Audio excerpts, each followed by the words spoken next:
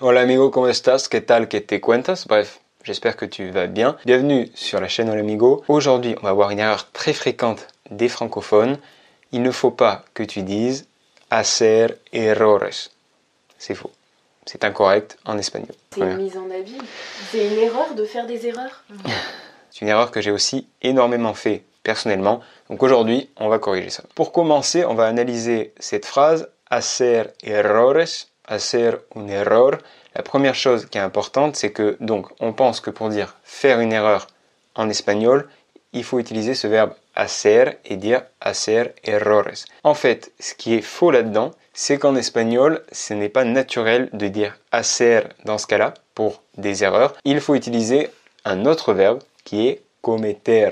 Donc, la bonne expression, c'est cometer errores, cometer un error. Comme par exemple, dans la petite expression, cometer errores es de humanos. Cometer errores es de humanos. L'erreur est humaine. Un autre petit détail qu'on va voir aujourd'hui, c'est qu'il y a une autre erreur qui peut être fréquente chez nous les francophones, une erreur que je faisais aussi, c'est de se tromper dans le genre du mot erreur. On dit une erreur en français, mais en espagnol, on va dire un error, un error. Donc, ça devient masculin en espagnol. C'est quelque chose à savoir, donc il ne faut pas se tromper. On dit bien donc cometer un error et pas una error.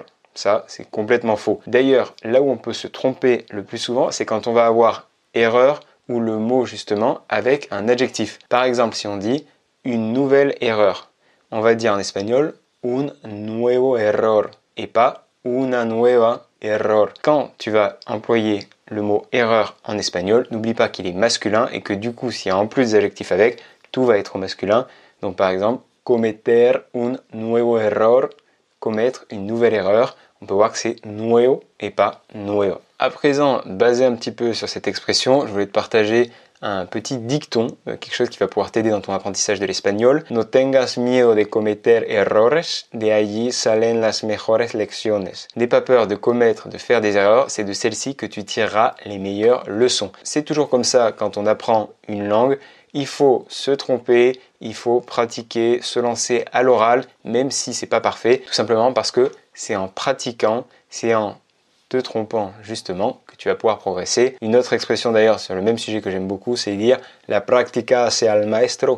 La práctica hace al maestro, c'est la pratique qui fait le maître. Pour terminer, maintenant tu sais exactement ce que tu dois dire et ne pas dire pour cette expression en espagnol.